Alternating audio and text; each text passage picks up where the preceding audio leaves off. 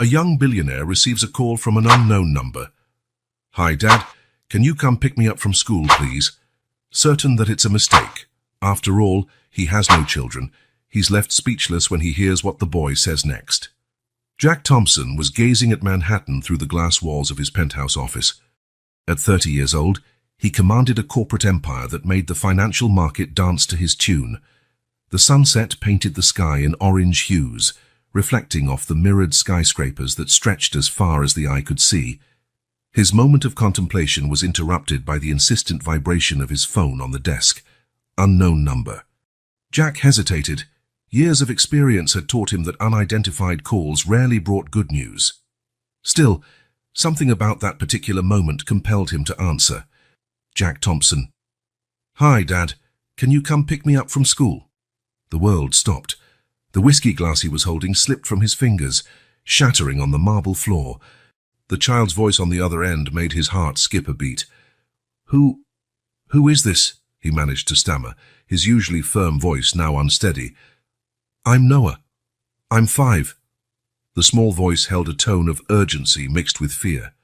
"My teacher, Miss Sarah, is helping me call because my mom, Emily, didn't pick me up today. She's sick." Emily. That name instantly took him back 6 years. The summer in Paris that had changed his life, though he didn't know it at the time. Candlelit dinners, strolls along the Seine, whispered promises under a starry sky. And then, her sudden disappearance that had never made sense. Until now. Noah. The name came out as a whisper. 5 years. His mind automatically did the math, each number like a hammer blow to his conscience. "Where exactly are you?"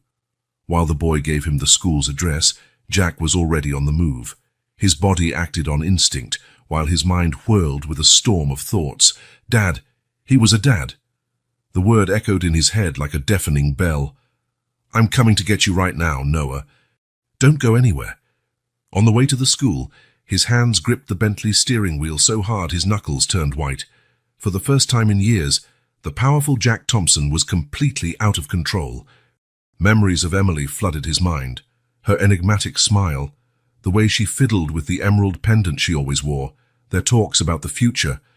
How could she have hidden something so important? The elementary school building soon came into view, a cheerful structure that seemed to mock his chaotic state of mind. In the playground, a single child waited, sitting on a red bench, a Spider-Man backpack at his feet.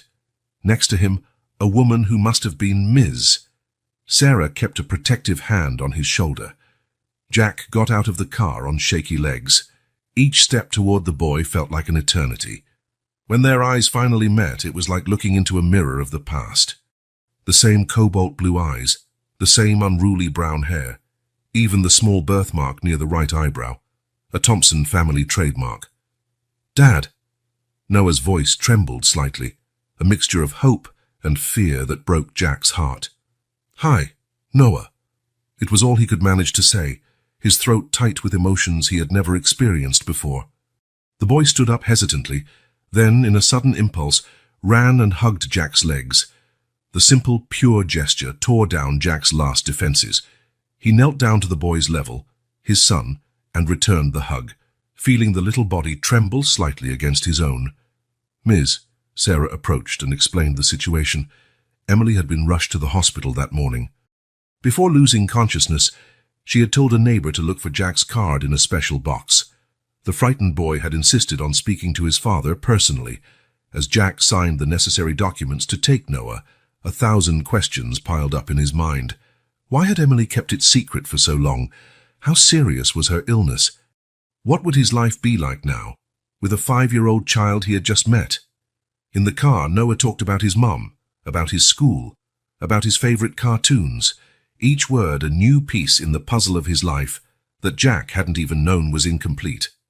Glancing in the rearview mirror, he saw the boy hugging his Spider-Man backpack, his eyes so much like his own, heavy with worry for his mother. Jack Thompson, the man who had built an empire by predicting every market move, now found himself in completely uncharted territory. But as he drove toward the hospital, one certainty formed in his heart. His life would never be the same after that unexpected phone call. And, surprisingly, it didn't scare him as much as it should have. The Memorial Hospital towered impressively against the Manhattan night sky, its windows lit like hundreds of watchful eyes. Jack held Noah's hand as they walked through the automatic doors of the ER, the characteristic antiseptic smell filling his nostrils. The boy squeezed his hand tighter, and Jack realized he wasn't the only one who was anxious. At reception, a middle-aged nurse directed them to the 5th floor. Oncology. The word hit Jack like a bomb. Cancer. Was that why Emily had disappeared? Was this the reason for such secrecy? "Are you a relative of Ms. Miller?" asked Dr. Sarah Chen, a young-looking oncologist with experienced eyes. Jack hesitated, looking at Noah, who was distracted playing with a small car in the waiting room under a nurse's supervision. "I'm the father of her child." The doctor nodded, her expression turning grave. "Emily has an advanced stage lymphoma. She refused treatment for a long time, focusing only on alternative therapies.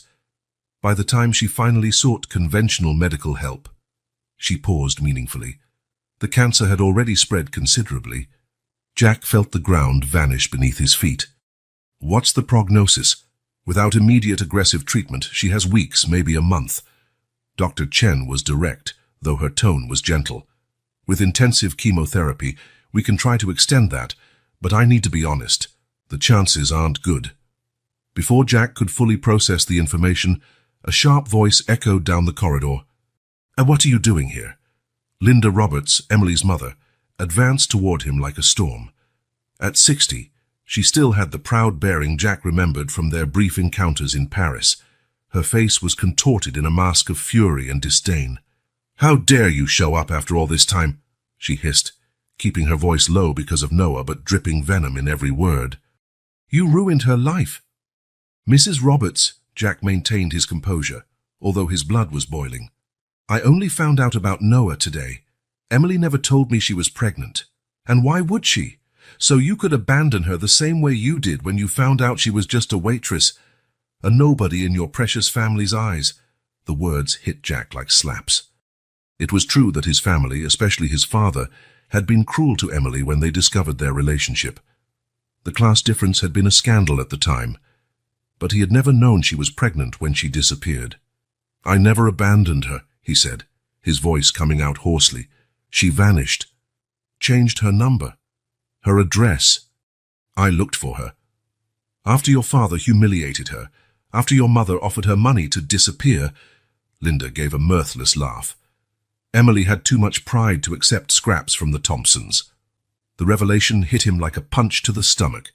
His parents had interfered without his knowledge. Anger began to bubble in his chest, but it was cut short by a small voice. "Grandma, can I see Mom now?" Linda instantly transformed, kneeling to hug her grandson. Jack used the moment to regain his composure, his mind racing to process all he had learned. "Come on, dear." Linda took Noah's hand. "But remember, Mom's very tired, so we need to be extra quiet." Jack followed them to the room, his heart pounding. Emily was unrecognizable in the hospital bed. Her face, once full of life, was now pale and gaunt. The golden hair he had loved so much was gone, likely due to treatment. But when her eyes opened at the sound of their entrance, they still had that special sparkle that had once won him over. "Noah!" Her voice was just a whisper, but filled with love. Then her gaze found Jack's, and tears began to slide down her cheeks. "Jack, I'm sorry. Mom, don't cry." Noah climbed onto the bed carefully, snuggling beside her. "Look, I found Dad, just like you told me to." Jack approached the bed, his heart torn between anger over her deceit and the pain of seeing Emily in this state. "Why didn't you tell me?" "Not here," Emily murmured, stroking Noah's hair. "Not now." In the days that followed, Jack was swept up in a whirlwind of actions. He hired the best oncology specialists in the country, started legal proceedings for paternity recognition, and began rearranging his life to accommodate Noah. The DNA test was just a formality. One look at the boy and you could see Thompson blood course through his veins.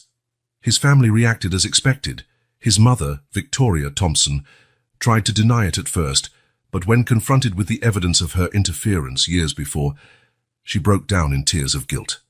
His father, Richard Thompson, remained unyielding in his disapproval, but Jack no longer cared what he thought. "You're throwing away your future over a mistake from the past," Richard thundered during one particularly tense dinner. "No, Dad," Jack replied calmly, standing up from the table. "I'm finally correcting the mistakes of the past. Noah isn't a mistake. He's my son. And unlike you, I'm not going to let prejudice and pride destroy my family." Amid the chaos, Noah became his anchor. The boy was surprisingly resilient, alternating between moments of deep sadness and flashes of childlike joy that lit up the hospital's somber corridors. Jack found himself increasingly amazed by each new discovery about his son: his love of dinosaurs, his early aptitude for numbers, his kind heart that cared about everyone around him. But at night, when Noah finally fell asleep in the hospital armchair, Jack allowed himself to feel the weight of it all: his parents' lies, the years he'd missed with his son, and the very real possibility that Emily, the woman he'd never truly stopped loving, might not live to see Noah grow up. The truth was painful, but Jack Thompson was determined to face it head-on. For Noah, for Emily, and for the man he wanted to become. Emily Miller had always known what it meant to fight for every penny. She grew up in a modest apartment in the Bronx, where her mother Linda worked 2 jobs to support the family after Emily's father passed away prematurely. The apartment's peeling walls were decorated with magazine clippings, pictures of places Emily dreamed of seeing and universities she aspired to attend. From a young age, Emily showed a brilliance that defied her circumstances. Her exemplary grades and dedication to her studies earned her a partial scholarship at NYU, where she worked part-time as a waitress to cover the rest of her expenses.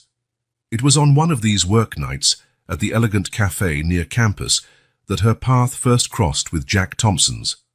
"I'm sorry," Emily had tripped, was spilling coffee on the expensive shirt of the young economics student. She braced for an outburst of anger, but instead she got a kind smile and blue eyes that seemed to see right into her soul.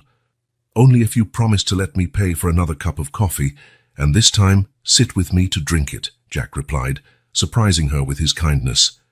That moment marked the start of something magical.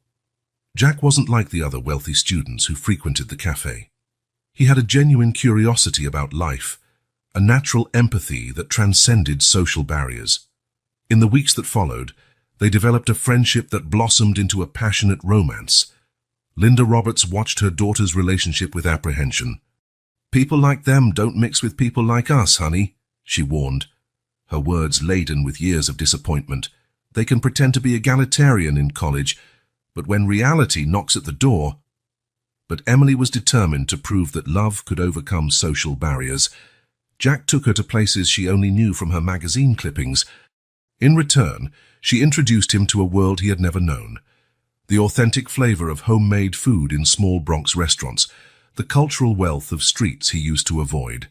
"You make me see the world with new eyes," Jack confessed one night as they danced in the tiny kitchen of her apartment, an old song playing on the radio. Their bubble of happiness began to burst when the Thompson family came onto the scene. Victoria Thompson, with her refined accent and genuine pearls, paid a casual visit to the cafe where Emily worked. "How much?" she asked bluntly, leaving a checkbook on the table. "What's your price to disappear from my son's life?" Emily felt her world collapse, but kept her composure. "I'm not for sale, Mrs. Thompson, and neither is your son." The pressure increased. Richard Thompson used his connections to make it harder for Emily to renew her scholarship. Rumors began to circulate around campus about her interest in the Thompson fortune. Jack tried to protect her, but the weight of family expectations began to taint even their most intimate moments. The last straw came during a dinner at the Thompsons' mansion. Emily had tried her best to fit in: new dress bought with months of savings, etiquette studied in YouTube videos. But none of it mattered when Richard Thompson raised his crystal glass. "To youth," he toasted with a cold smile, "and to your more fleeting experiences." That night, alone in her apartment, Emily discovered she was pregnant. The positive test shook in her hands as silent tears streamed down her cheeks. She loved Jack, with all her soul, but her mother's words echoed in her mind. They might eventually accept you, but they'll never accept a child. He'll always be the bastard grandchild, the mistake that stained the family name. The decision to leave for Paris was made with a broken heart. Linda sold the few pieces of jewelry she had inherited from her grandmother to help with the ticket. Sometimes love means protecting people from themselves, she said, hugging her daughter at the airport. In Paris, Emily found work in a small cafe in the Marais district. Her French improved, her belly grew, and every kick of the baby was a bittersweet reminder of what she had left behind. When Jack found her months later, it was as though destiny was giving them a second chance. That summer in Paris felt like a dream. Walks along the Seine, kisses under the Eiffel Tower, whispered promises in hotel rooms. Jack never knew she was carrying his child during those magical moments. Emily planned to tell him. She'd rehearsed the words 1,000 times, but then Victoria Thompson showed up at the cafe where she worked. "He's about to take over the presidency of the company," Victoria announced, her flawless French laden with veiled threats. "A scandal now would destroy everything he's built. Is that what you want?" Emily fled again, this time to London. Noah was born on a rainy October morning, his blue eyes a perfect replica of Jack's. Every milestone in her son's development was a new stab of guilt. The first smile, the first word, the first steps. In each moment, she imagined the joy she was denying Jack. "Why doesn't Dad live with us?" Noah asked at 3 years old, after seeing his friends at daycare with their fathers. "Sometimes the people we love the most are the ones we have to protect, and even if it hurts," Emily answered, swallowing her tears.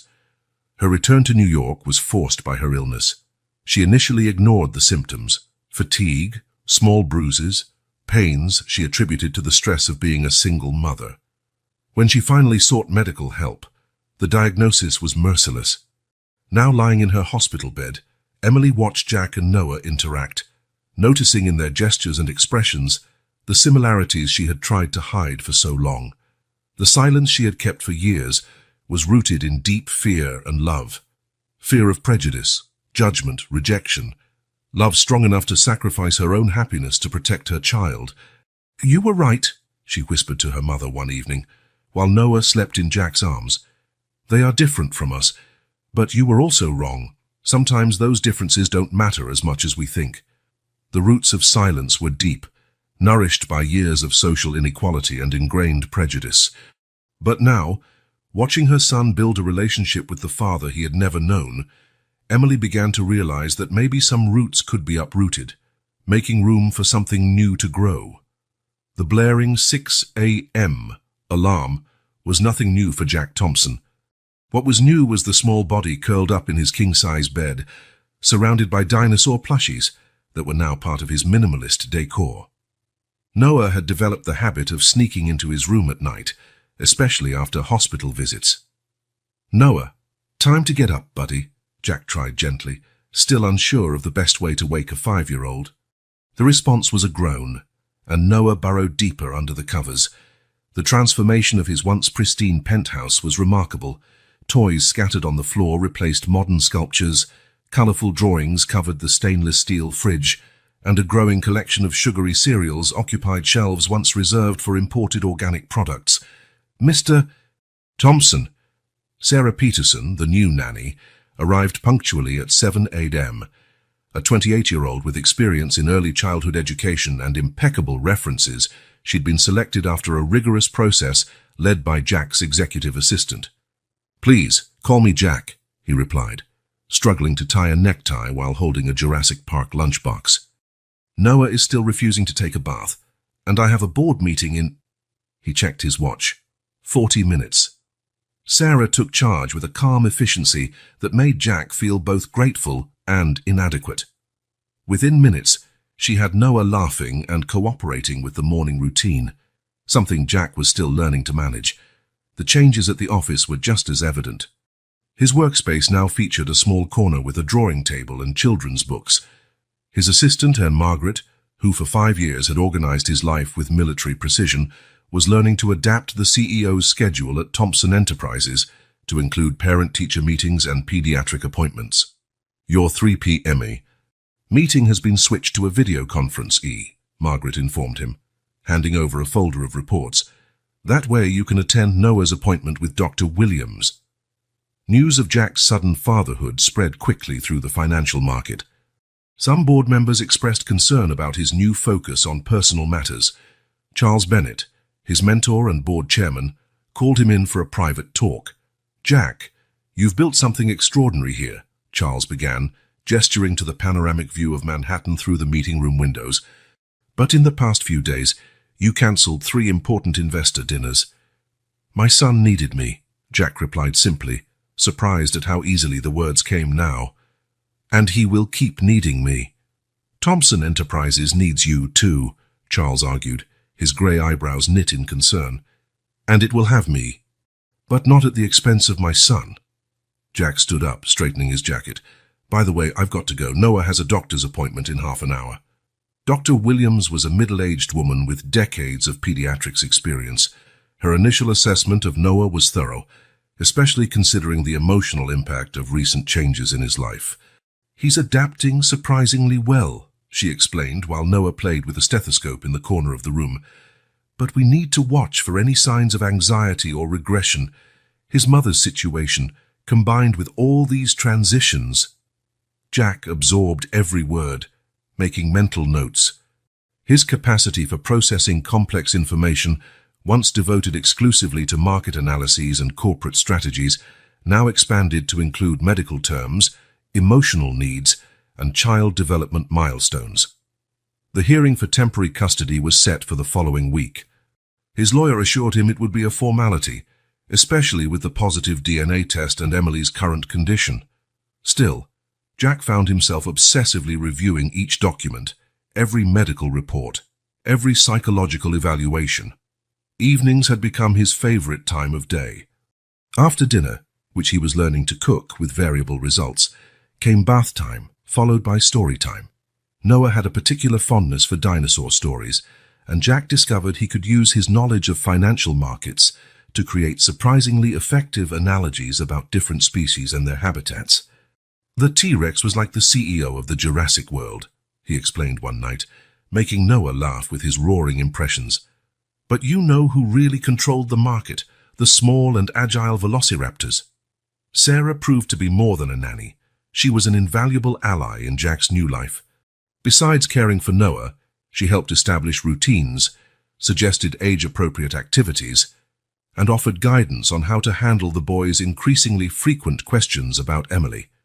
"Why does Mom have to stay in the hospital?" Noah asked one night, his small voice laden with worry. Jack felt his heart tighten. "The doctors are trying to make her better," he replied, choosing his words carefully. "And in the meantime, we'll take care of each other, okay?" Daily visits to the hospital became part of their routine.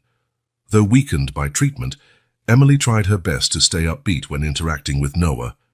Jack watched their conversations, marveling at the bond between mother and son, and tormented by the time he'd lost. Late at night, in his home office, Jack often found himself looking at old photos of Emily that he'd managed to recover. The vibrant young woman in the images contrasted painfully with her current condition. Guilt and regret consumed him at times like this, always interrupted by the sound of little footsteps down the hallway. "Dad?" Noah would appear at the door, clutching his favorite dinosaur plush. "I can't sleep." And once again, Jack Thompson, the feared Wall Street shark, found himself putting aside spreadsheets and reports to settle into his son's bed, telling stories about a world where dinosaurs roamed the earth and all problems could be solved with a hug and a good night's sleep. His transformation didn't go unnoticed by his team. Amanda Chen, his CFO, remarked during a meeting, "You're different, Jack. More human." He smiled, adjusting a tie stained with grape juice. "I have a great teacher," he replied, checking his phone, which buzzed with another picture Sarah had sent of Noah, this time showing an abstract art project made with modeling clay. Adaptation was far from perfect. There were frustrating days, sleepless nights, and moments of sheer panic when he questioned whether he was doing everything wrong. But then Noah would smile, or ask a surprisingly insightful question, or simply hug him for no reason at all, and Jack knew he was exactly where he needed to be. A carved wooden box lay on Jack's desk. its contents spread out like puzzle pieces he was trying to fit together. Linda Roberts had finally relented and given him the chest Emily had kept. It contained a meticulous collection of memories from the past 6 years. She kept everything, Linda explained, her voice trembling. Every moment, every decision. She wanted Noah to understand someday. Jack picked up the first photograph, Emily pregnant in Paris, her face lit by the setting sun over the Seine. The date on the back hit him like a blow. It was taken during the time they'd reunited that magical summer. She had already been expecting Noah, and he never knew. A faded blue diary caught his attention. The first entries were from when Emily discovered she was pregnant. Positive. The word that changed everything. I'm sitting on the bathroom floor, test in hand, thinking about Jack. How his eyes light up when he talks about the future. How his family looks at me like I'm an intruder. How can I condemn our child to grow up seen that way? The pages that followed documented her flight to Paris, her struggle to find work, the lonely nights in a tiny apartment in the 18th arrondissement. There were receipts for French lessons, resumes in awkward French, and finally the letter confirming her job at Café Madeleine. Madame Dubois lets me sit between shifts when my feet swell too much. She lost a daughter years ago and says I'm her little American miracle. Today the baby kicked while I was serving coffee. I thought of Jack, about how he'd love to feel it. Jack found a series of unsent letters, all addressed to him. Some were filled with furious anger, others with heartbreaking longing. The most striking was dated the day Noah was born. Our son was born today, Jack. He has your eyes, your chin, even that little mark near your eyebrow. The nurse asked about the father, and I lied, saying you'd died. In some ways, I feel like part of me really has died. The part that believed love was enough to overcome any obstacle. There were daycare reports from London, where Emily moved when Noah was 6 months old. A work contract with a small publisher, where she started as a junior editor. Receipts from night editing courses, taken while a neighbor looked after Noah. Mrs. Patel in the apartment next door is a blessing. She cares for Noah like he's her grandson, teaches him words in Hindi, insists he tries every dish she cooks. Sometimes, when I see her with him, I feel a stab of guilt for keeping him from his real grandparents. Jack found a photo of Noah at 2Ds dressed as a dinosaur, standing next to an older woman in a colorful sari. On the back, in Emily's delicate handwriting, Noah and Mrs. Patel, Daycare Carnival 2023. A brown envelope held medical documents, the first exams that detected Emily's illness.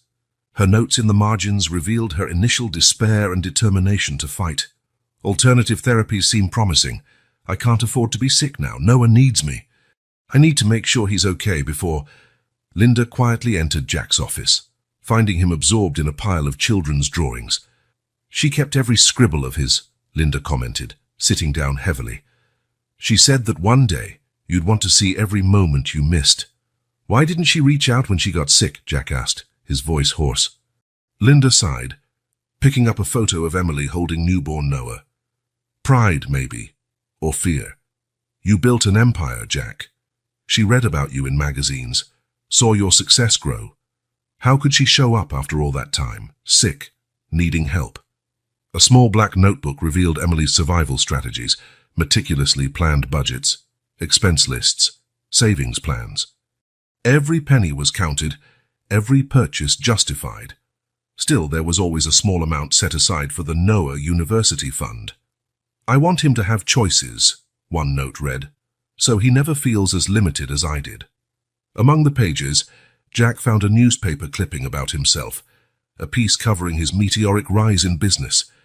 Emily had circled his photo and written next to it, "He looks happy. Maybe I made the right choice." Another envelope contained pictures from all of Noah's birthday parties. In each, Emily looked thinner, paler, but her smile remained radiant. The last picture, from his 5th birthday, showed Noah blowing out the candles on a T-Rex-shaped cake. That's when the symptoms got worse, Linda explained, noticing Jack's expression. She could barely stand during the party, but insisted on making everything perfect. It was like she knew it would be the last one. Jack found a small flash drive at the bottom of the box. When he plugged it into his laptop, he discovered dozens of videos. Noah learning to walk, speaking his first words, everyday moments that now felt infinitely precious. In one particularly moving video, Noah, around 3 years old, asked about his dad. Emily's voice trembled slightly as she answered, "Your dad is a very special man, sweetie. He has a huge heart, even if he doesn't always know it. And I'm sure that if he knew about you, he'd love you more than anything in the world." Jack paused the video, tears blurring his vision. A noise at the door made him look up. Noah stood there, still in his pajamas, dragging his dinosaur plush on the floor. "Dad? Are you sad?" Jack opened his arms, and Noah ran to him, curling into his lap as though he'd always belonged there. Linda watched, her eyes also brimming with tears. "She always knew you two would find each other," she said gently. "She just never imagined it would be like this." Jack hugged Noah tighter, feeling the weight of all those lost years and, at the same time, immense gratitude for each moment documented in that box. Emily had preserved their story, keeping the possibility of this meeting alive even when it seemed impossible. "Want to see some videos of you when you were a baby?" Jack asked Noah, his voice shaky but smiling. "Was I cute?" Noah asked, already settling in to watch. "Cutest ever," Jack replied, hitting play on the next video. "And your mom was amazing." As they watched the memories Emily had preserved, Jack realized the box didn't just contain a record of lost years, it was a testament to love, sacrifice, and hope. Each item told the story of a woman who had done the impossible to protect her son, ensuring that even in the toughest circumstances, Noah always knew he was deeply loved. "Are you sure you don't want me to go with you?" Sarah asked, helping Jack pack the last pieces of clothing into the small Spider-Man suitcase. "A whole weekend alone with him?"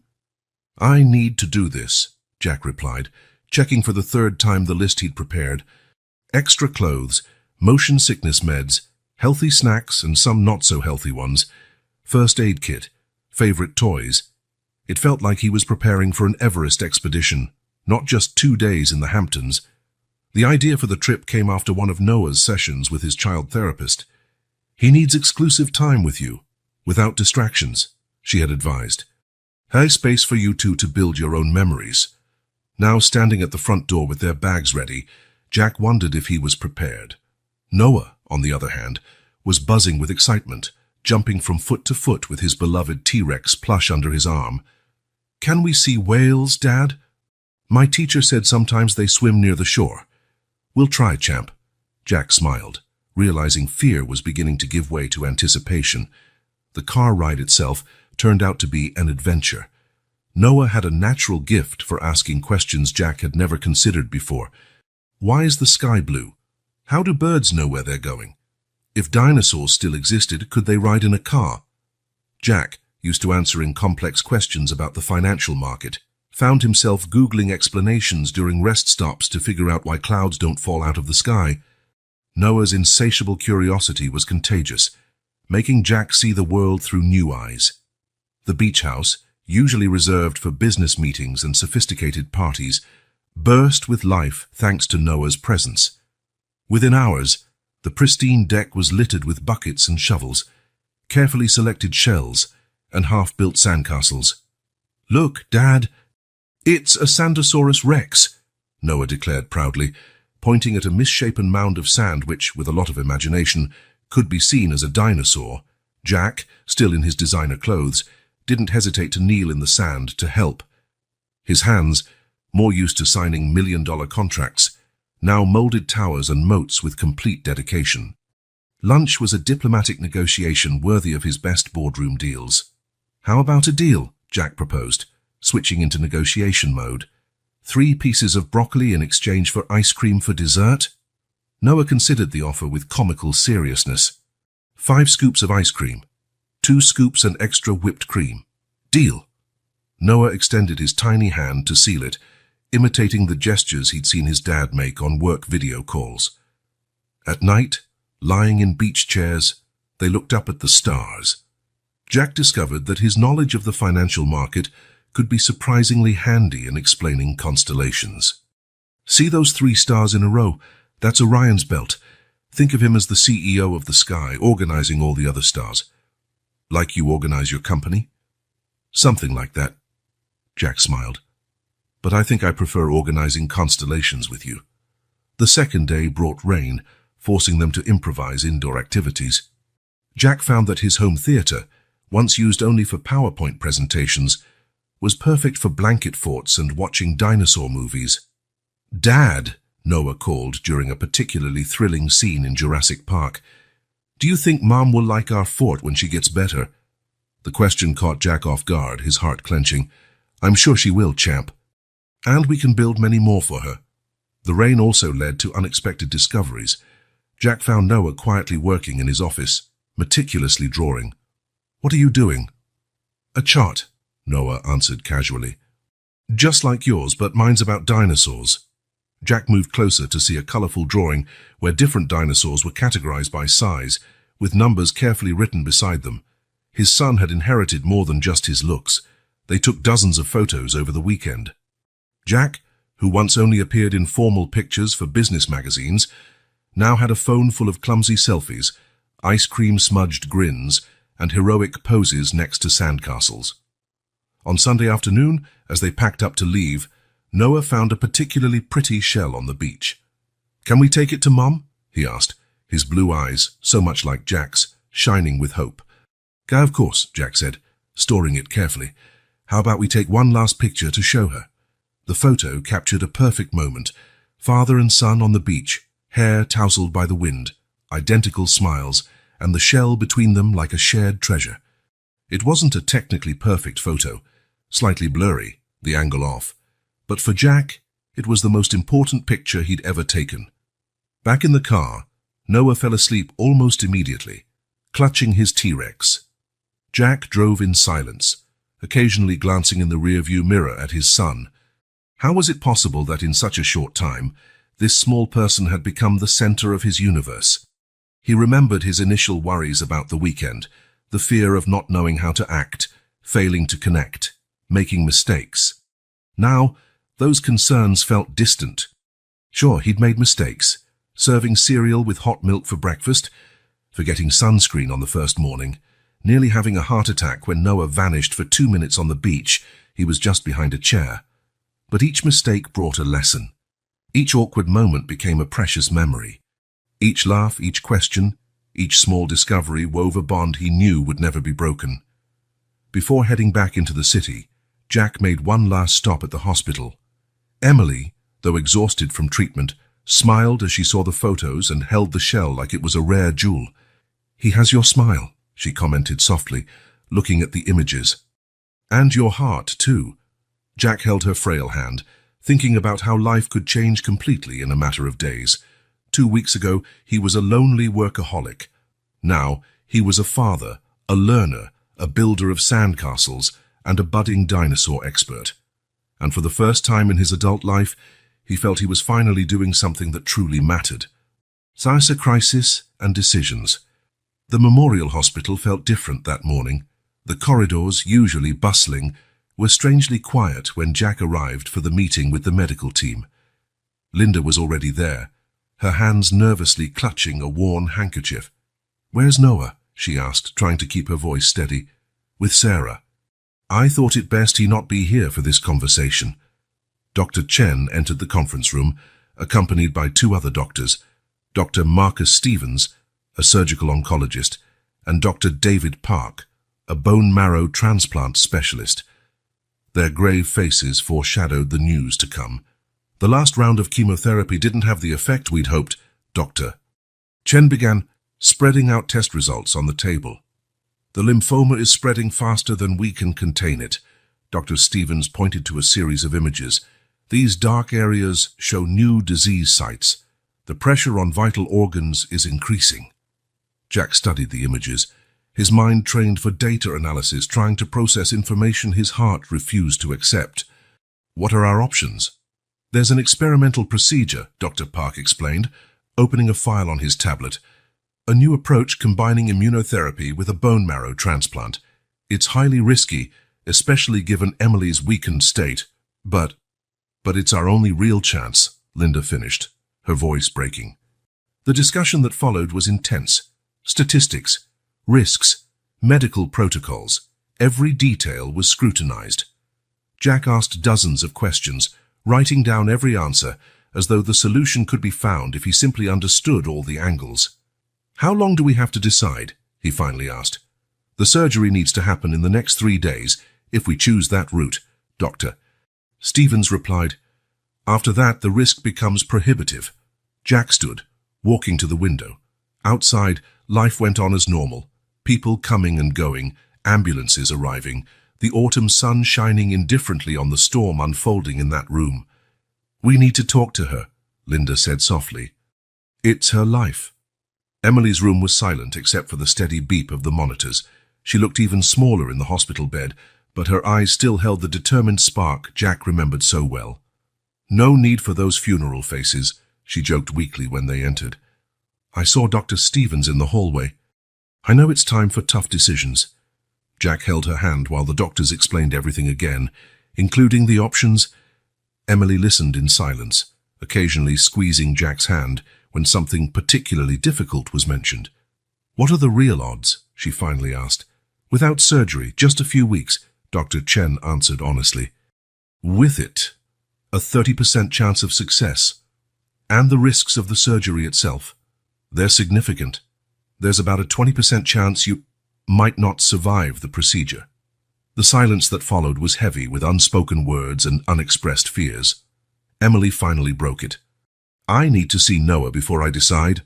Half an hour later, Noah entered the room carrying a new drawing, this time a T-Rex in a doctor's coat. Emily smiled, making space on the bed for him to sit beside her. "That's a handsome doctor you drew," she commented, running her fingers through his hair. "That's Dr. Rex," Noah explained seriously. "He's the best dinosaur doctor in the world. He'll make you better." Emily glanced at Jack, tears silently rolling down her cheeks. "Noah, honey, Mom needs a very important surgery." "To get better?" "To try to get better, yes." She took a deep breath. "But it's a hard surgery, and I'm a little scared." Noah considered this, then placed his T-Rex plush next to her on the bed.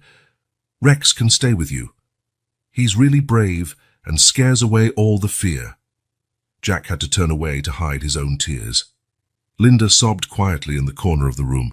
Later, after Noah had left with Sarah, Emily made her decision. "I'll do the surgery," she announced. "Not because of the 30% chance, but because of the 100% certainty that I have to try. For him." The next 2 days were a flurry of preparations. Jack leveraged his contacts to bring in specialized equipment and ensure the best professionals were on hand. Linda practically moved into the hospital, overseeing every detail of her daughter's care. The night before the surgery, after Noah had gone to sleep, Jack returned to the hospital. He found Emily awake, staring out the window. "Can't sleep?" he asked, sitting beside her. "I was thinking about all the things I still want to do," she replied. "All the moments I want to have with Noah, his first day of school, his graduation, his—" "Hey," Jack interrupted gently, holding her hand. "You'll have all that. You're the strongest person I know." Emily gave a sad smile. If something goes wrong tomorrow—" "Emily, no, I have to say this." She squeezed his hand. "If anything happens, I want you to know that I never stopped loving you. Every decision I made, no matter how wrong it might look now, was out of love. For both of you." Jack leaned in and kissed her forehead softly. "I know. And we love you too. So fight tomorrow, okay? Fight with everything you have." Early the next morning, the medical team began prepping. Dr. Stevens reviewed the procedure with his staff, while Dr. Park supervised the final pre-op tests. Noah, still in his pajamas, was brought in for one last hug before the surgery. "Remember that Rex is with you, Mom," he whispered in her ear. Watching Emily's gurney being wheeled into the operating room, Jack held Noah in his arms, both waving until she disappeared through the double doors. The little dinosaur plush was perched proudly on her chest, like a talisman of hope.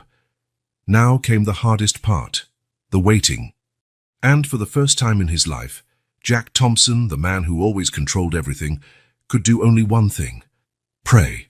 Richard Thompson's office looked exactly as Jack remembered: imposing, cold, intimidating. Sitting behind the massive mahogany desk, His father wore the same stern expression that Jack had known since childhood.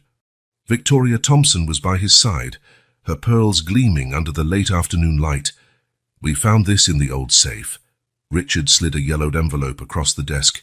"Your mother thought you should see it." Jack opened the envelope with trembling fingers. Inside were documents dating back 6 years, bank transfers, confidentiality contracts, and, more disturbingly, detailed reports about Emily during her pregnancy in Paris. "You spied on her?" he asked, his voice trembling with restrained anger. "We protected the family's interests," Richard corrected, his tone icy. "She was pregnant when she went to Paris. Our investigators confirmed it. And you didn't think I had a right to know," Victoria interjected, her voice trembling. "We wanted to protect you, dear. Thompson Enterprises was at a critical point. A scandal like that." "A scandal?" Jack stood abruptly. "We're talking about my son." 5 years.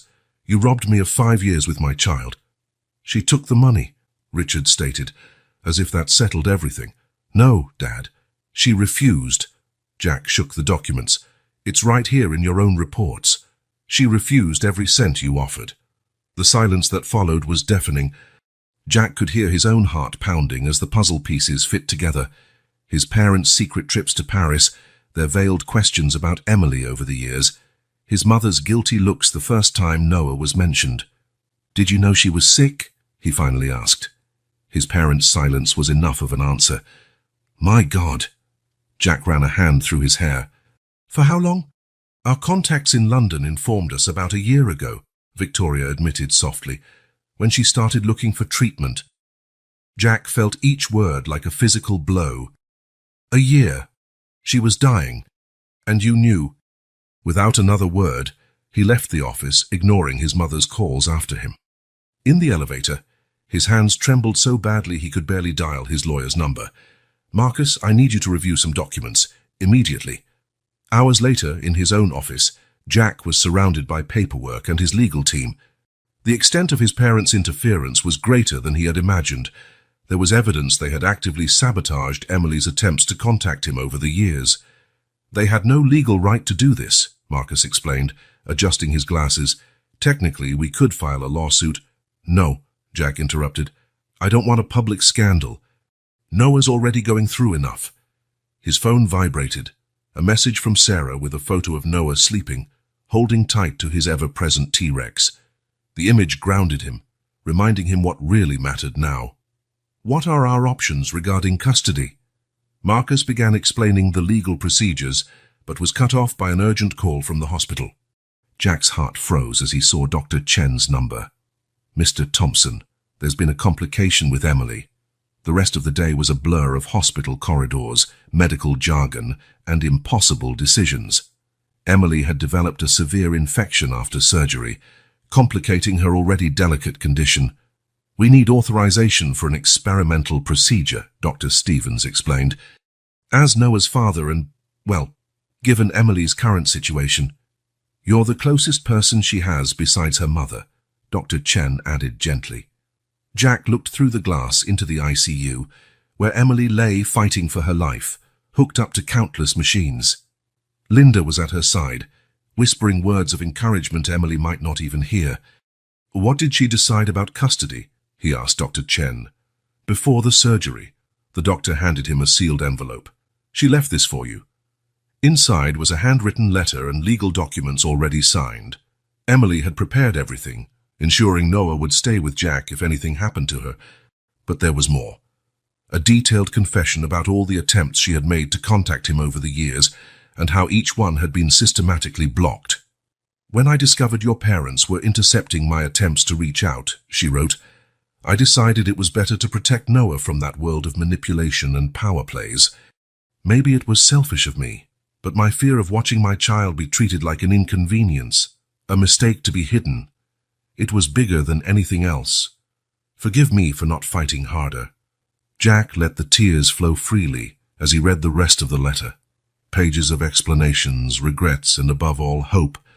Hope that he would be the father Noah deserved, that he would protect his son from the same forces that had driven them apart. "Mr. Thompson," Dr. Stevens brought him back to the present. "We need your decision on the procedure." Jack looked again at Emily through the glass, then at the photo of Noah on his phone. So many decisions in the past had been made without his knowledge or consent. Now, he finally had the power to do the right thing. "Do whatever it takes to save her," he said firmly. "I'm not letting my son lose his mother. Not again." As he signed the necessary authorizations, Jack knew his life would never be the same. His priorities, his relationships, his view of family, everything was being rewritten in the light of these revelations. And somewhere in the midst of this storm of truths and consequences, he was finally becoming the man he had always been meant to be. The first sign that Emily was waking up came 3 days after the surgery. A slight movement of her fingers, a change in the heart monitor's rhythm, and her eyes began to open slowly. Jack, who had dozed off in the chair next to her bed, was alerted by the machine's shift. "Emily?" he called softly, leaning forward. Her eyes opened fully, disoriented and confused. She looked around the room, her gaze passing over Jack without recognition, until it landed on Linda, who had just walked in. "Mom?" Her voice was hoarse from the intubation. Where am I?" "At the hospital, dear," Linda replied, rushing over to her. "You had surgery." Emily frowned, trying to organize her thoughts. "What year is it?" The question made Jack and Linda exchange worried looks.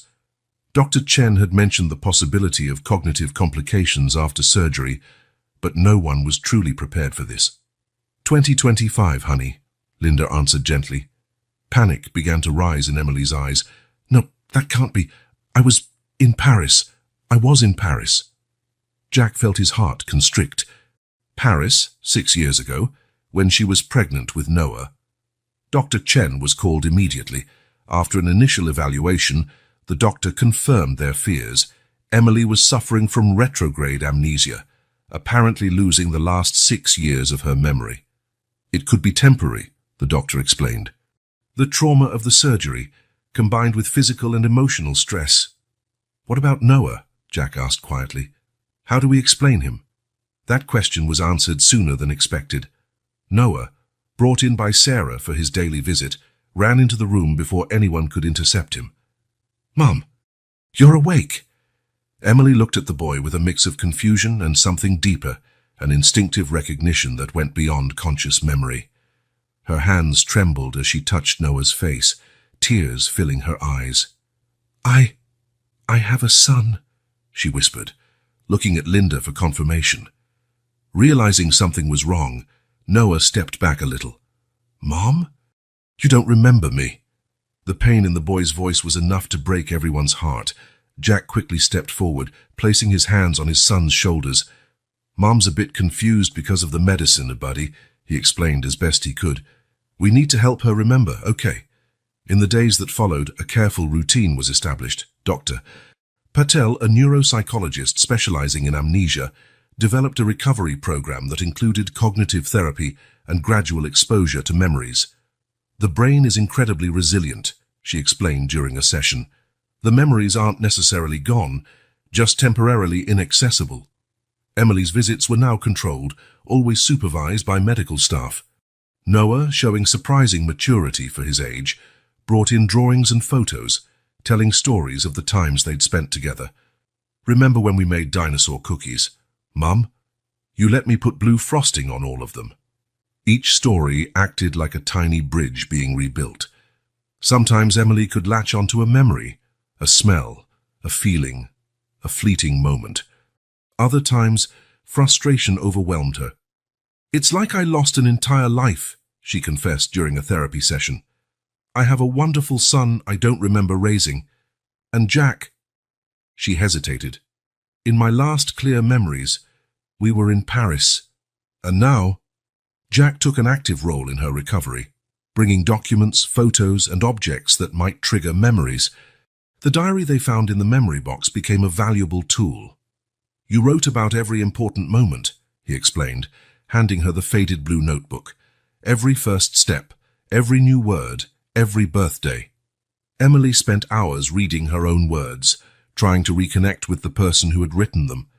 Sometimes, A specific phrase triggered a wave of emotions she couldn't fully understand. "It says here Noah was afraid of thunder," she noted one day, "that I used to sing Somewhere Over the Rainbow to calm him." That night, during a storm, Noah hid in her hospital room.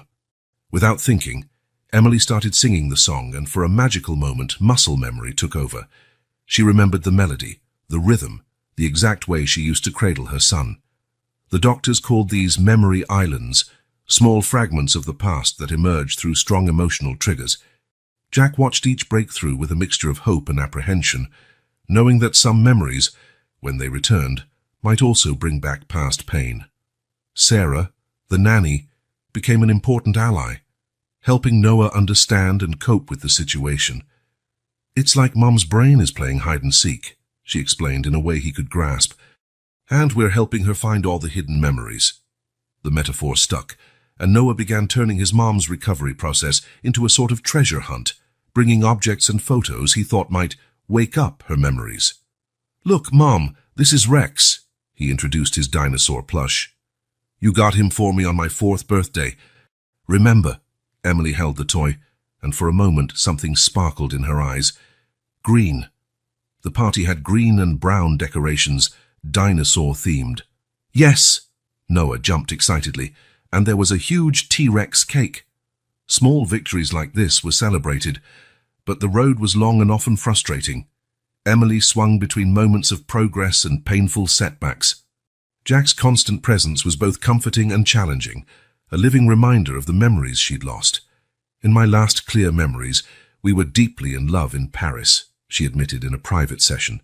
"Now he's the father of my child, a man who's obviously changed a lot while I wasn't there, Doctor." Patel encouraged her to focus on the present, on building new memories even as the old ones slowly returned. "Love takes many forms," she said. "Sometimes rebuilding is just as important as remembering." And so, day by day, small bridges were rebuilt. Through shared stories, old photographs, half-remembered songs, and hugs the body recognized even when the mind hesitated. It was a slow and sometimes painful process, but each bit of progress was a victory that brought Emily closer to the life she'd forgotten. Dr. Rachel Martinez, a specialist in cognitive neurology, had an office filled with brain images of Emily. The colorful marks on her MRIs told a complex story that the doctor was trying to decipher. "The retrograde amnesia Emily is experiencing is focal," Dr. Martinez explained, pointing to specific areas on the scans. The trauma of the surgery, combined with prolonged stress from her illness, primarily affected the autobiographical memories of the last 6 years. Jack and Linda listened closely, while Emily kept her eyes fixed on the images of her own brain, as if hoping to find her lost memories hidden among the colored spots. "Interestingly, her procedural memories are intact," the doctor continued. "Emily still knows how to do things she learned during that period, speak French, play the piano. It's her personal, emotional memories that are inaccessible." "It's like I watched a movie of my own life," Emily said softly, "but I can't remember the plot. I only have sensations." "Doctor," Martinez nodded sympathetically. "That's a very accurate description. That's why we'll be using a multifaceted approach to recovery." The treatment plan was intensive: cognitive behavioral therapy 3 times a week, sessions of transcranial magnetic stimulation, targeted memory exercises, and occupational therapy. Each specialist brought a different piece to the recovery puzzle. "We need to rebuild not just the memories, but also the emotional context around them," explained Dr. William Chen, the therapist assigned to her case. During sessions, he used guided regression techniques, trying to build bridges between Emily's last clear memories and her present. "Close your eyes," he guided her. "You're in Paris. It's 2019. What do you see? What do you feel?" I'm at the cafe," Emily responded, her voice trembling. "I can smell freshly roasted coffee, croissants right out of the oven. I'm nauseous. The pregnancy, but I can't show it because no one knows yet." These sessions were emotionally exhausting. Sometimes Emily emerged with small fragments of memory recovered. Other times, frustration consumed her. Noah often provided the most meaningful breakthroughs with his innocent presence. One afternoon, he brought in his favorite photo album. "Look, Mom, this is when we went to the zoo." He pointed excitedly at a picture of them feeding giraffes. "I was scared, sir, but I wasn't." Emily touched the photo gently. For a moment, a flicker of memory, the peculiar smell of the zoo, Noah's laughter, the rough texture of a giraffe's tongue on her hand. You were wearing a Spider-Man t-shirt," she whispered, surprised. "And you spilled ice cream on it." Noah's eyes widened in excitement. "Yes. And you said it was no big deal because stains are memories." Small victories like these were celebrated, but just as often overshadowed by setbacks. During a particularly difficult occupational therapy session, Emily tried to relearn how to make dinosaur cookies, a special tradition she and Noah once shared. "The dough is wrong," she murmured, tears of frustration rolling down her cheeks. "I know it's wrong, but I can't remember how to fix it." Sarah, watching from the door with Noah, stepped in gently. "How about we try a new recipe? Sometimes creating new memories is just as important as recovering the old ones." The nanny's simple wisdom proved valuable. The medical team began integrating the creation of new memories as part of Emily's recovery. "The brain is incredibly adaptable," Dr. Martinez explained during a follow-up appointment. "Sometimes new neural connections can help awaken old ones." Jack became a constant presence in the therapy sessions, acting as a bridge between the past Emily remembered and the present she was trying to reclaim. His presence was comforting, yet also a reminder of the memories she had lost. "It's strange," Emily confided during a private session with Dr. Chen. "I have clear memories of falling in love with him in Paris, but then there's this void. And now he's the father of my child, a man who's obviously been through so much that I didn't witness." The therapist encouraged her to explore these complex feelings. Sometimes the heart remembers what the mind forgets. Their daily routine became a constant exercise in rediscovery. Every object, every photograph, every song could be a trigger for lost memories. Linda turned Emily's hospital room into an informal museum of her missing years, panels covered with photos, birthday cards, Noah's drawings, all in chronological order. "It's like putting together a puzzle without seeing the picture on the box," Emily remarked one day, staring at the memory wall. "I know all these pieces fit somehow, but I can't see the whole picture." The doctors monitored her progress carefully. Weekly scans revealed small changes in brain activity, previously dormant areas beginning to show signs of life. "It's as though her brain is creating detours," Dr. Martinez said, pointing to the new images, finding alternative paths to access the blocked memories. The sessions of transcranial magnetic stimulation, although uncomfortable, began to show promising results. Memories started returning, first in disjointed flashes, then in more coherent sequences. "I remember the smell of wet earth," Emily shared during a session. "Noah was 3, it was raining. He wanted to jump in every puddle on the way to school." Every recovered memory was meticulously documented, creating a timeline of the lost years that slowly began to piece itself back together. The medical team developed a color-coded system for her memories: green for fully recovered, yellow for partial, red for still inaccessible. The emotional toll on everyone involved was enormous. Noah shifted between childlike hope and deep sadness when his mother didn't remember something important. Jack balanced his own pain with the need to be strong for both of them. "It's like losing her twice," he confided to Linda on a particularly tough night. "First when she left for Paris, and now when she's here but doesn't remember our life with Noah." Yet in the fog of forgotten memories, moments of clarity began to appear.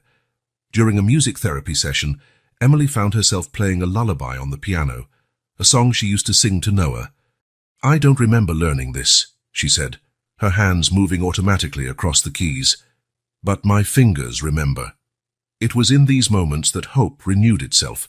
The road to recovery was long and uncertain, but each little victory, each fragment of memory recalled, was a step toward reconnecting Emily with her forgotten life. "Memories are like stars, Doctor." Chen would often say, "Even when we can't see them, they're still there, shining somewhere in our consciousness." The therapy room had been turned into a memory sanctuary. Photos covered the walls in chronological order, significant items were displayed on shelves, and a detailed timeline marked important events from the past 6 years. Emily spent most of her days here, trying to reconnect with the life she had lost. Today we'll try something different, announced Dr. Patel, adjusting the lighting in the room. Jack will tell us about the day you two met again in Paris. Emily settled into a comfortable chair as Jack pulled his seat closer. Their hands met instinctively, a gesture her body remembered, even if her mind didn't. It was a June afternoon, Jack began, his voice soft as he recalled the memory. Café Madeleine was on a sunny corner in the Marais. I was there on business, but something drew me into that specific café. As Jack spoke, Dr. Patel watched Emily's reactions closely. Small shifts in her expression, changes in her breathing, unconscious hand squeezes, all potential signs of emerging memories.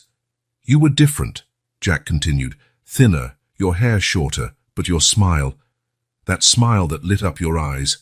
It was exactly as I remembered. Emily closed her eyes, letting Jack's words paint pictures in her mind. There was music playing, she said hesitantly.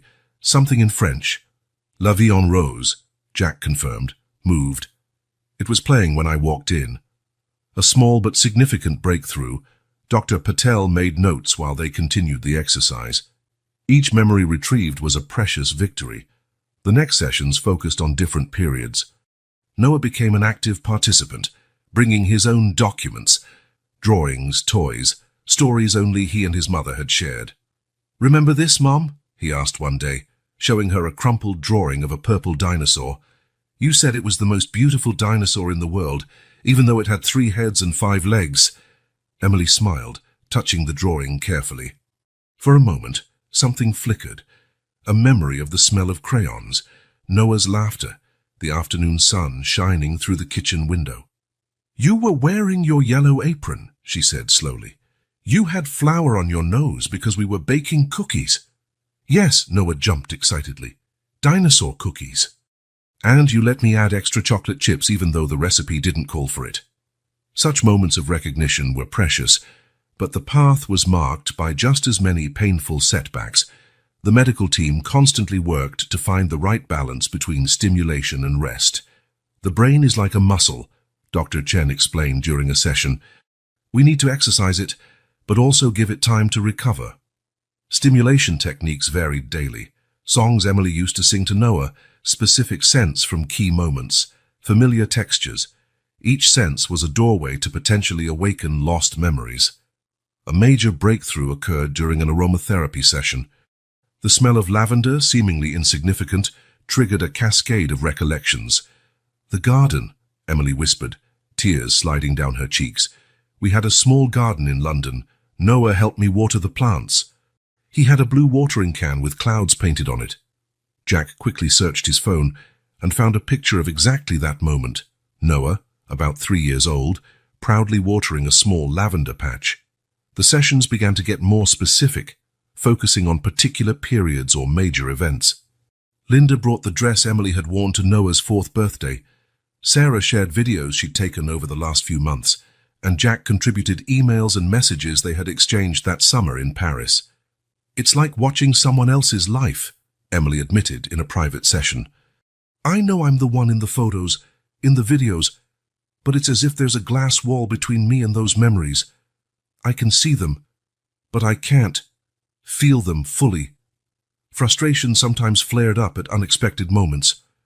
One afternoon, Noah showed Emily how she used to cut his sandwiches into dinosaur shapes. "Not like that, Mom," he gently corrected her when she tried to replicate the cut. "You always made the neck longer." The fork fell from Emily's hand with a clatter. "I should remember this," she whispered, her voice breaking. "These are such simple, important things. Why can't I remember?" Jack found a way to turn those frustrating moments into opportunities for healing. He started documenting not just old memories, but also the new ones they were creating. "Maybe not all the old memories will come back," he explained, showing Emily the new album he was putting together, "but we can make new ones that are just as special." The approach worked. Emily began to allow herself to live more fully in the present, even as she continued working to recover her past. Therapy sessions now included not only memory exercises, but also moments devoted to building new experiences. One day, during a particularly productive session, Emily started humming a tune while playing with Noah. She stopped abruptly, surprised. That song. She looked at Jack, eyes wide. I used to sing it to put him to sleep, didn't I? Every night, it was our routine. Somewhere over the rainbow, Jack confirmed, emotional. It was the only thing that calmed him during storms. It was as if a door had been opened. In the following weeks, more memories began to surface, some in vivid flashes, others in vague sensations, all contributing to reassemble the puzzle of her life. It feels like the memories have been sleeping, Emily told Dr. Patel in one session. And little by little, they're waking up. Some are still groggy, confused, but others are starting to come into focus. The medical team kept track of each improvement, adjusting her treatment as needed.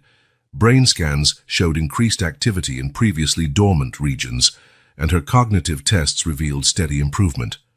But perhaps the most significant sign of progress wasn't in the tests or scans, but in the small and everyday moments, like the time Emily automatically served Noah's cereal just the way he liked it, or completed a story Jack was telling about Paris by adding details she shouldn't have remembered. The memories are there, Dr. Patel reassured them. It's like a puzzle that's slowly putting itself together, piece by piece. Some pieces might take longer to find their place, and others might never fit perfectly, but the overall picture is forming.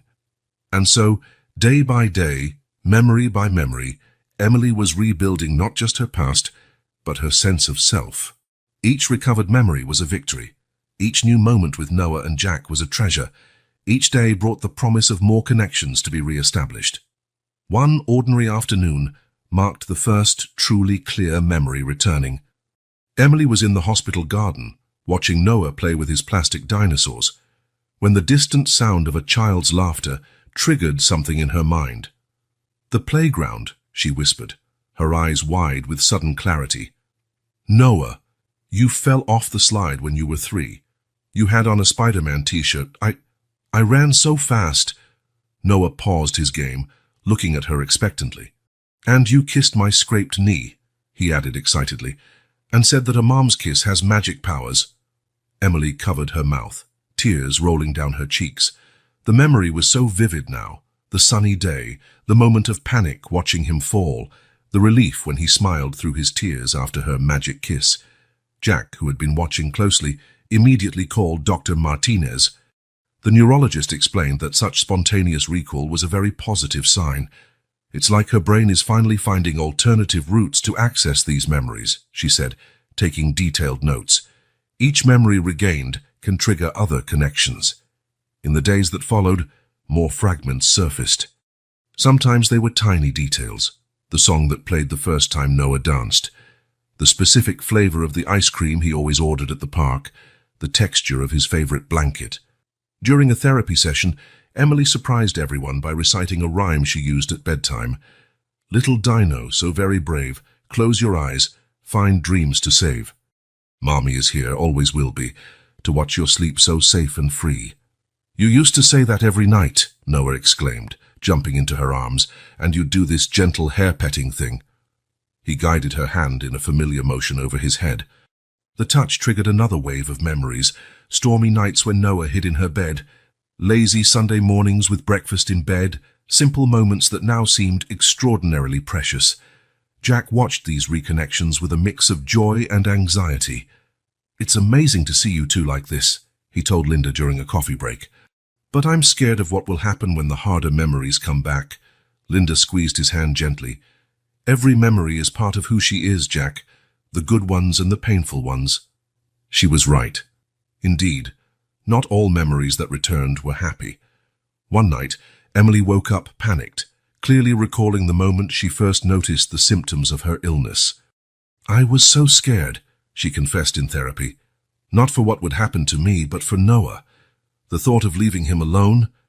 Dr. Patel helped Emily process these more difficult memories, while Jack and Noah provided the emotional support she needed.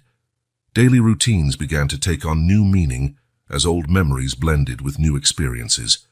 One morning, Emily automatically prepared Noah's cereal exactly the way he liked it. Just a little extra milk, sliced bananas, and an extra drizzle of honey. "You remembered," Noah exclaimed, eyes shining. My body remembered. Emily smiled, realizing she'd done it all instinctively. It's like some things aren't just in my head but in my heart too. Jack started bringing more objects and photos from Emily's apartment in London. Each item had the potential to spark memories. A scarf knitted by Mrs. Patel, Noah's first shoes, a meticulously kept scrapbook. Look, Mom! Noah pointed to a page in the scrapbook. This is us at the zoo. You were afraid of the giraffe. The memory came in flashes. The hot day, melting ice cream, the giraffe's impossibly long neck stretching toward her. You weren't scared of anything, she recalled with a laugh. You wanted to feed all the animals. Therapy sessions now included more practical activities. Emily and Noah cooked together, recreating old recipes. Jack joined in, sharing stories of Paris and bridging the temporal gaps. A particularly powerful moment happened when Emily discovered an old music box. When she opened it, the melody of Somewhere Over the Rainbow filled the room. This was the first gift I bought for Noah, she said softly, the memory now crystal clear. I just found out I was pregnant. I was alone in Paris, but when I heard that song in the shop, I knew I'd never really be alone again. Jack felt his heart clench. How many moments like that had he missed? How many small decisions, choices and memories had shaped his son's life before he even knew of his existence? But Emily, as if sensing his thoughts, took his hand. We can't change the past, she said gently, but we can make new memories, all of us together. The medical team noted significant improvements in her scans. The areas of her brain once affected showed signs of recovery, and her ability to form new memories was growing stronger. It's like her brain is rebuilding bridges, Doctor, Martinez explained, pointing to the updated images. Some old, some new, but all leading to the same place. Her memories, her identity, her story. Noah, in his childlike wisdom, had his own explanation. It's like when I lose a Lego piece, Mom. Sometimes we find it under the couch. Sometimes we have to use a different piece, but in the end the toy still gets built. And so, day after day, piece by piece, Emily's life was being reassembled. Some memories returned in vivid bursts.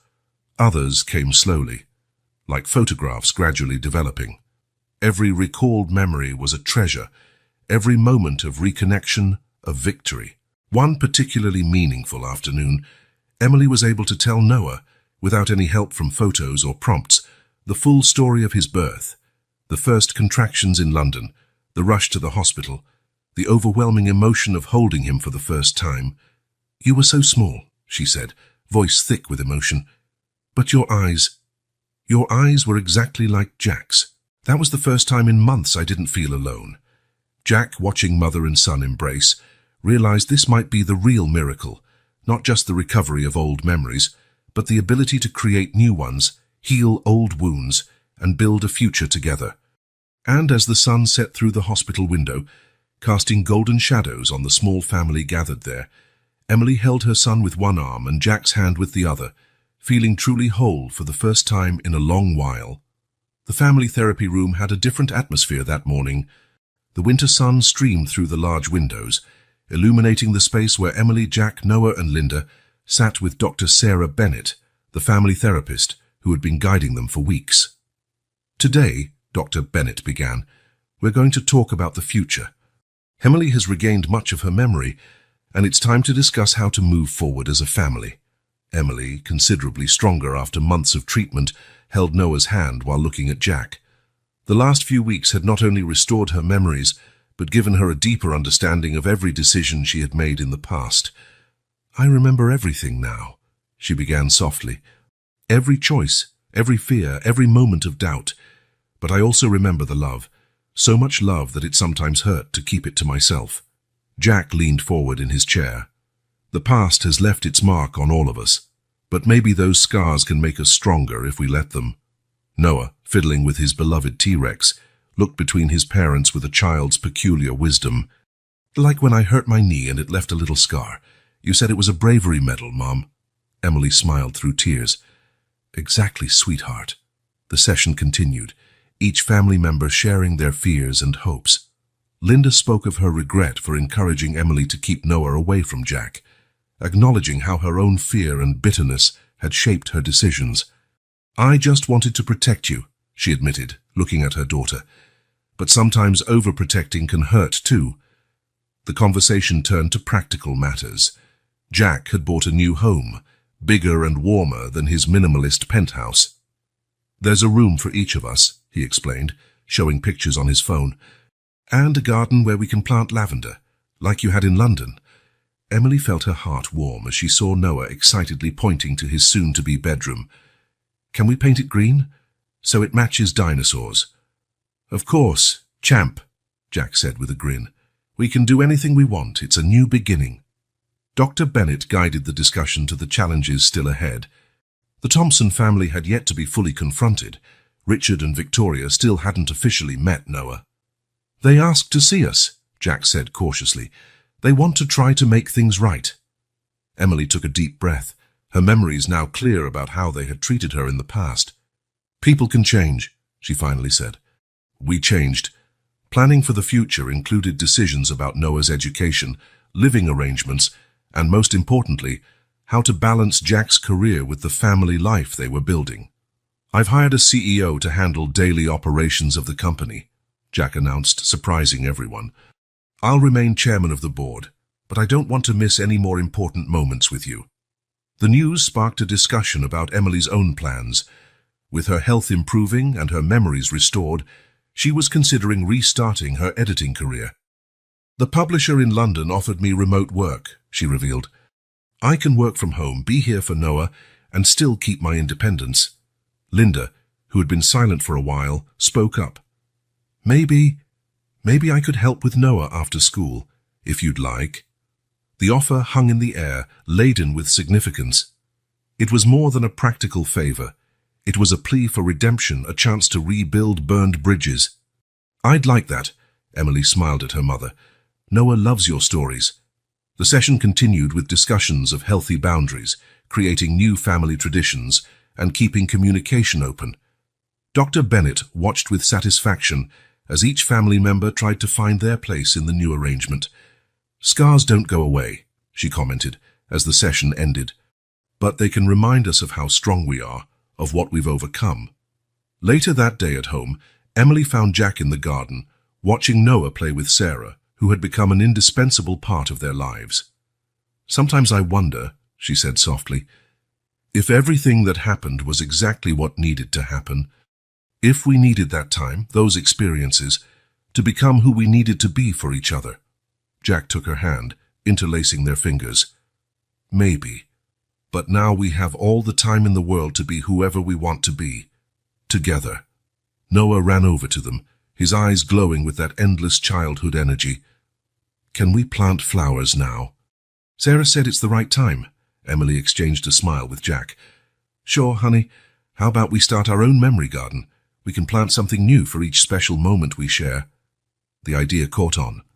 In the following days, small sprouts began to appear in the garden. Lavender to remember London, daisies that Noah insisted were dinosaur flowers, roses Jack recalled from their first date in Paris. It was a new kind of healing, different from medical treatments, a healing that came from creating something new together, transforming scars into stories of overcoming, building a future on the strengthened foundations of the past. And as they watched their little garden grow, Emily, Jack, and Noah discovered that some of the most beautiful flowers could bloom where once there had been only pain. The scars in their hearts, like the marks in the soil where they planted new memories, were merely the start of something more beautiful to come. The sunset painted the Manhattan sky in shades of pink and gold as Jack and Emily strolled through Central Park, their fingers naturally entwined. Noah ran ahead, chasing pigeons and laughing, his T-Rex plush securely in hand. "It's strange," Emily said, watching her son. "I have all these memories of him growing up, every precious moment we lived together. And now I have new memories forming, with you in each of them." Jack gave her hand a gentle squeeze. "Maybe this is how it was always meant to be." They stopped by the lake, where Noah was busy trying to convince his dinosaur to go fishing. They had decided to move to their new home the night before, during a simple dinner in Jack's penthouse. "Are you sure?" he had asked. after Noah fell asleep on the couch, exhausted from an afternoon spent planning his new room. This is a big step. Emily glanced around the apartment, which already showed clear signs of their presence. Noah's drawings on the fridge, toys scattered on the floor, fresh flowers she insisted on keeping on the dining table. "I've never been so sure," she answered. "It's time we start our story for real." Now watching Noah play in the park, that certainty only grew stronger. The move was set for the weekend, and the new house, a brownstone on the Upper East Side, was already being prepared to welcome them. "Dad!" Noah called, running back to them. "Rex wants to know if he can have an aquarium in his room too." Jack knelt to meet his son at eye level. "I think Rex will have to share the aquarium with you, champ. How about that?" Noah's face lit up. "With colorful fish." "The most colorful we can find," Emily promised, ruffling his hair. The walk back home was filled with excited plans. Noah had very specific ideas about his room: a dinosaur mural on the wall, star-like lights on the ceiling, and a Jeep-shaped bed. "What about our room?" Jack asked Emily gently when Noah got distracted by a passing dog. Emily's heart fluttered at the word "our." This love, rebuilt between them, was still new and precious. "Something simple," she replied, "but with a big armchair by the window, so we can read stories when Noah visits us in the morning." On moving night, after hours of unpacking, and with dozens of boxes still unopened, they found a moment of peace in the backyard garden. Noah had finally fallen asleep in his new room, surrounded by dinosaurs and the soft glow of ceiling stars.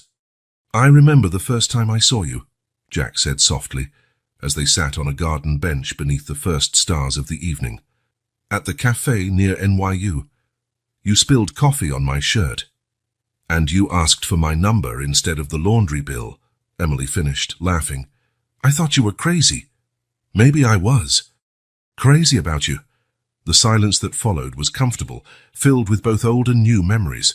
A gentle breeze carried the scent of the first flowers they had planted together: lavender, roses, and daisies, forming a small oasis of color and fragrance.